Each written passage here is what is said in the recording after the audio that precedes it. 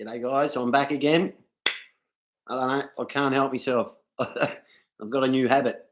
Um, I just, I don't know why I keep feeling like I've got to get on here, but I just watched a video um, about the famous Mark Chopper Reed and Alphonse Gangitano.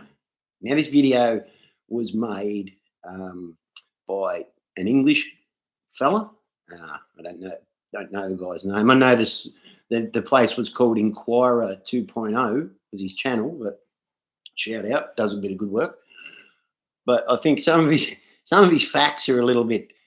He must have got a lot of them from like old episodes of Hard Copy or A Current Affair, or he had a lot of footage of Chopper from the 70s and real old footage with his spin on it. Pretty much from what he could gather over in England, he pretty much knows Chopper's story. Yeah, but that's the story. I've also seen Biff from Chaos Chronicles do one on Chopper. I don't know how well he knew Chopper. He did say he met him once or twice, but I'm not sure that means he knew him or not. I met the bloke probably 25, 30 times, and I reckon 5 times he was a different bloke every time, mate. He was in a good mood. He was in a good mood, and he was friendly and generous. But when he was in a shit mood, he was a shit bloke. He's a very good friend of mine. When I lived in the Collingwood high-rise commission flats, a very good friend of mine there named Brownie was also a very good friend of Mark's, and Mark would visit Brownie, and that's where I met him. I had spent time in Pentridge while he was there, but not in the same area, so I never saw him in jail. I did see Richard Mladenich in D Division screaming his head off that I think Chopper's first book had just come out, and he'd said something about Richard, and Richard was not happy. And Richard was the kind of guy, if he was not happy, everybody knew he wasn't happy. So, but this video I just watched about Chopper and Alphonse, man, that story just gets bigger and better every time I hear it. Seriously, there's nothing to the story, to be honest. The story was Alphonse was shit scared of Chopper, and Chopper used to terrorise him. Simple as that. Simple as that, man. I mean, you can dress it up as much as you want. Mate, it's about this, it's revenge, that. No, it's not. They all wanted to be gangsters. Chopper had a profile. Nobody knew who Alphonse was back then. You know what I mean? So what I'm led to believe is that through Alphonse's need for fame and fame by association with crims and, to be this gangster guy, he needed Chopper's rep, right? And don't get me wrong, Chopper's rep in prison is hectic, man. Look, anyone will tell you that knows anything. People will bag Chopper, call him this, call him the D, call him the lot, work for the Jacks, gave evidence, bashed screws, bash guys, crims for screws and all that. Probably did. I wouldn't be surprised. But I dare say, not out of all the people that want to talk about that shit and want to bag him about it, the amount of people that had enough dash or ticker to front him about it, whole nother story, man. Whole nother story. All the tough people and all the experts and all the, geniuses that know about the Melbourne underworld. Mark was a lunatic, simple as that. And if he wanted something, he just would take it because he was bigger than everyone else. Man, he's a big guy. So he would just, early days he would just bash people for no real reason because he could. No one liked him in the system, but no one said it to him. That's another thing that, you know what I mean? Like that. When Chopper gets here, man, Chopper's getting transferred to our jail. When he gets here, we'll this and we'll stab, jazz him and bash and hot water him and we'll do all these things. And all that ever seemed to happen was when he got to a jail, he had brewing gear straight away. He had the best cell. He had the billets job. You know what I mean? Straight away, he had all the. So I mean, generally the screws would have, in my opinion, the screws would have known Chopper's a hectic lunatic. People are going to want to have a crack at him. Give him a job. That way he feels important. People think he's important. It'll keep good order in the prison. And that's basically what the screws are after, man. Is they don't want, everyone, they don't want to have to carry people out every day, you know. But yeah, Chopper Reed and Alphonse, it's a non event. I don't know why there's so many videos out there about them, but there's a fucking non event, mate. You know what I mean? As soon as Chopper got out, and Alphonse knew he was out, and he said he was going to bash Shane Goodfellow, and apparently, that was one of Alphonse's mates. Alphonse thought he could stand over Chopper with a few blokes. Didn't work.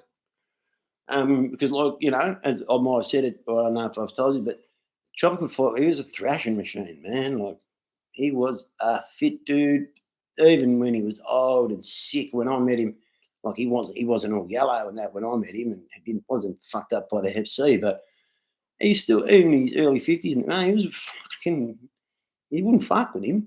You know what I mean? When he was doing his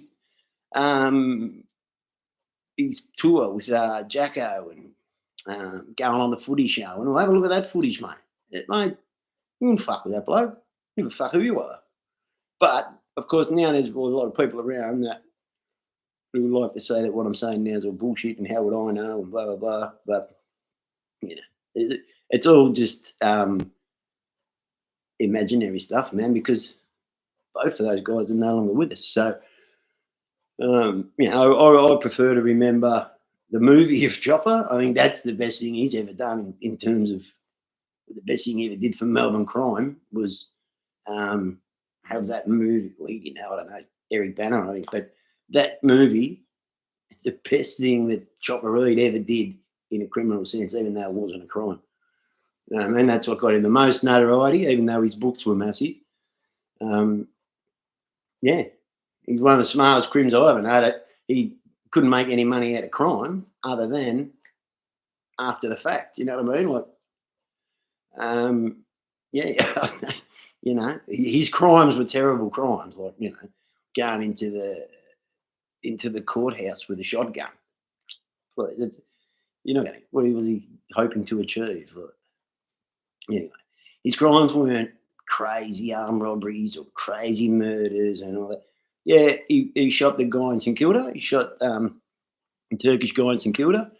But so would I if that guy was trying to shoot me. I think I would have shot back too. So he did used to run around and shoot at houses, and he did used to go into places and do crazy, stupid stuff like another fella who I used to know by the name of the Bulgarian, they call him. I don't know if you know what I'm talking about, but that's another video.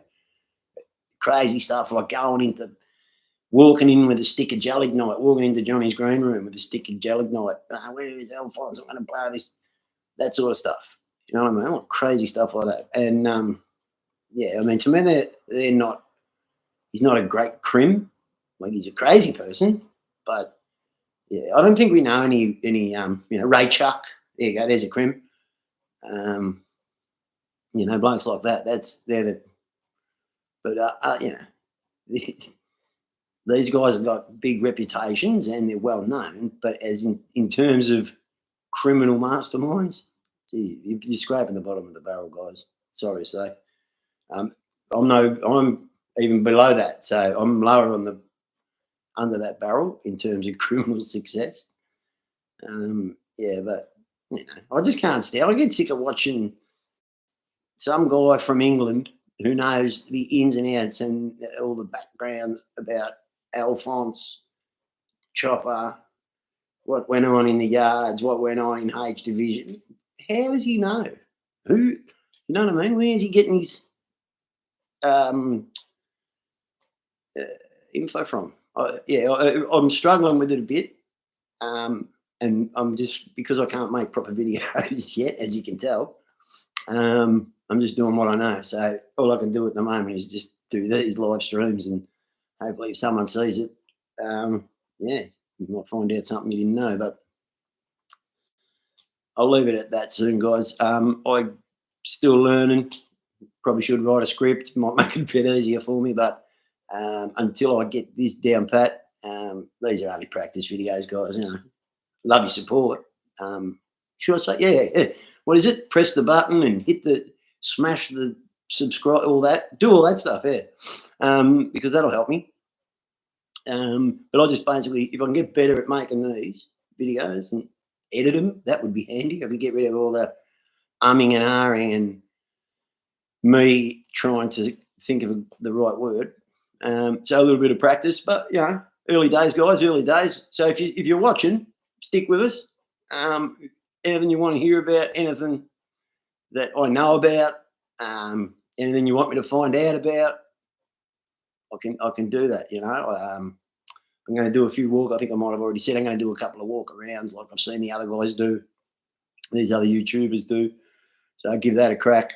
You know, I'm just putting it out there, man. Like, you can decide for yourselves, but I'm just a guy who's, you know, been on the fringe, man. Like, I grew up in North Dandenong. I grew up with some real hectic people. I've done jail with some hectic people. I've done rehab with some hectic people. I've got some awesome coincidences, like, and some of them, when I do tell these stories in a proper format and you put them together, you might work a few things out that, you know, if you've been following the last 20 odd or 30 years of Melbourne crime, you might work out a few things that, yeah, that I'm not going to say straight out, but hopefully we'll get there in the end. All right, guys, I'll leave you with that. Trying to get better at this, man. So stick with me. Hang in there, fellas and ladies. Ta-da.